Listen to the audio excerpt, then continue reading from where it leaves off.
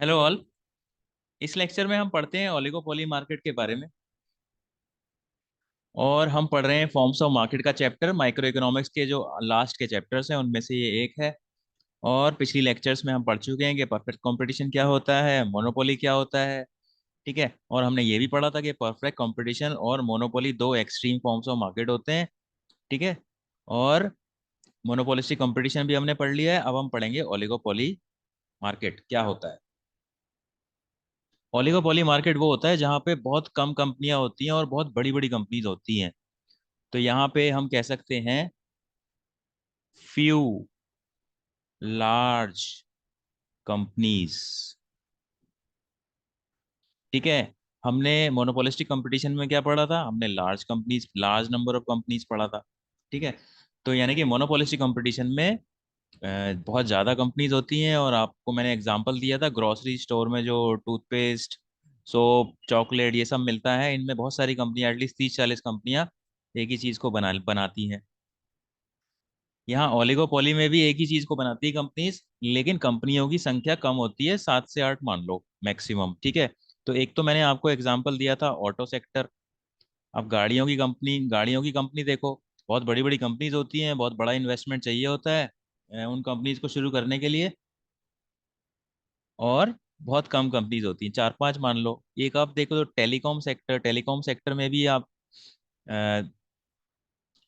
3-4 कंपनियां हैं। ठीक है। तो यानी कि बड़ी बड़ी कंपनीज होती हैं और कम कंपनीज होती हैं as compare to monopolistic competition.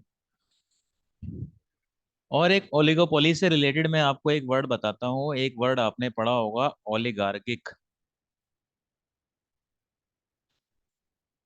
ओलिगार्किक।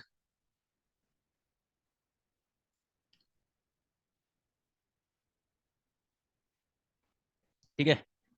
ओलिगार्किक management पढ़ा होगा आपने वर्ड।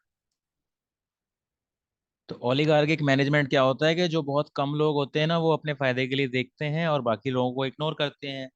और ये एक फीचर था जॉइंट स्टॉक कंपनीज का।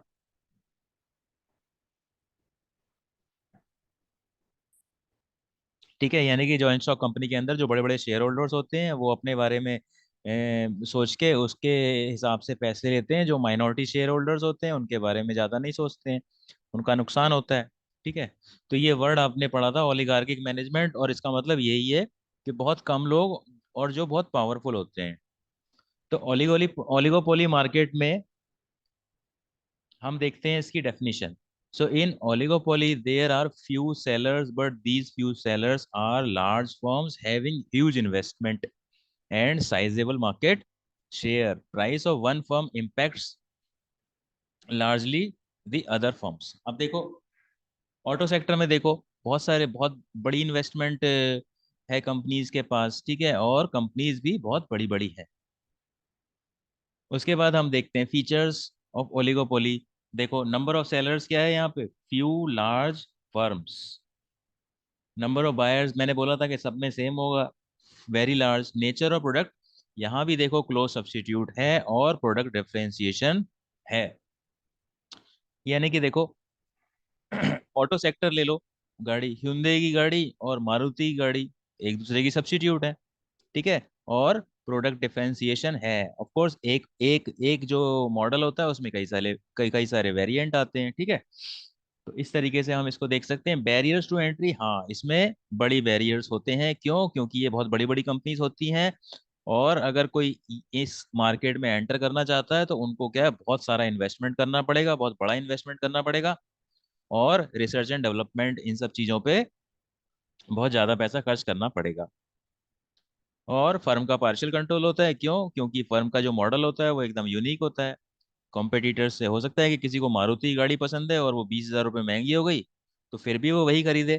ठीक है। लेकिन अगर 20,000 की जगह वही गाड़ी 2 लाख रुपए महंगी हो गई, हो सकता है कि आप उसके कॉम्पिटिटर जो है Hyundai की गाड़ी है या होंडा की गाड़ी है, आप वहां चले जाओ। तो यानी कि फर्म का थोड़ा सा पार्शियल कंट्रोल होता है। क्यों? क्योंकि उसका प्रोडक्ट थोड़ा सा यूनिक होता है बाकी लोगों से।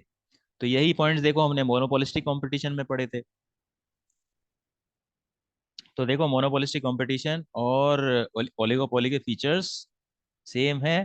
ठीक है। बस यहाँ पे क्या है, मोनोपोलिस्टिक कंपटीशन में लार्ज नंबर ऑफ कंपनीज।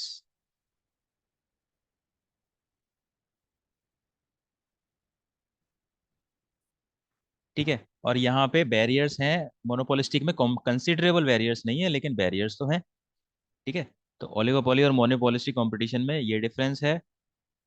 और उसके बाद नंबर ऑफ सेलर्स, देखो मोनोपोलिस्टिक कंपटीशन जब आपने देखा तो 30-40 फर्म देखी थी। ठीक है।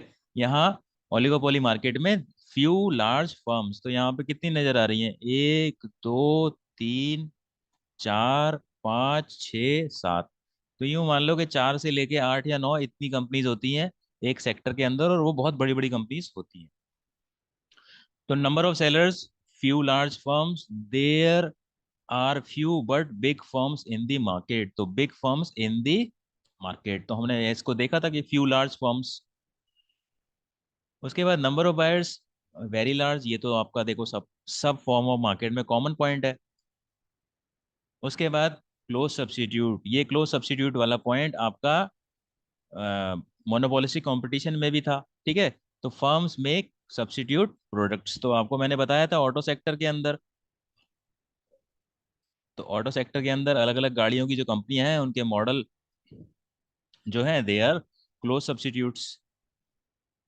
और बैरियर टू एंट्री, बहुत बैरियर काफ़ी हैं इसके अंदर, क्यों? क्योंकि वो बहुत बड़ी बड़ी कंपनीज हैं और किसी को वो बिजनेस शुरू करना है तो बहुत सारा इन्वेस्टमेंट करना पड़ेगा। So there are barriers of entry for new firms because all the existing firms have unique products.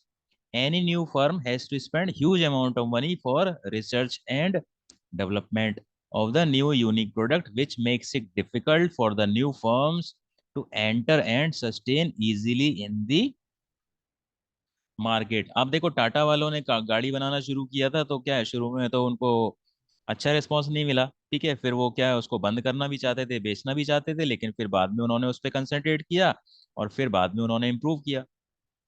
ठीक है। तो इसलिए यहाँ पे इस सेक्टर में सरवाइव करना इतना इजी नहीं है।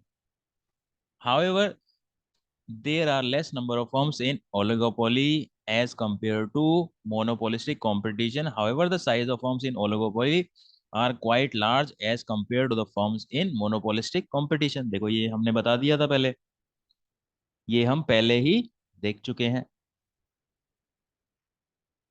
उसके बाद फर्म का देखो पार्शियल कंट्रोल होता है, जैसे मोनोपोलिस्टिक कंपटीशन में होता है ऐसे ही यहाँ पे होता है। तो पार्शियल कंट्रोल होता है, यानी कि जब क्लोज सब्स्टिट्यूट बनाएंगी कंपनीज तो पार्शियल कंट्रोल तो होगा ही होगा।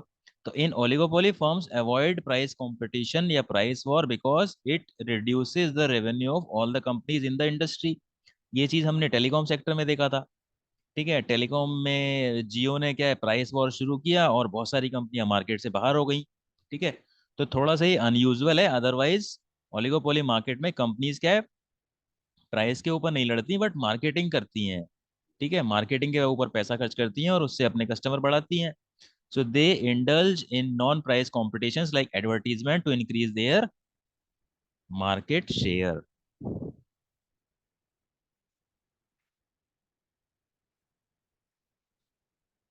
तो ये थे फीचर्स ओलिगोपोली मार्केट के।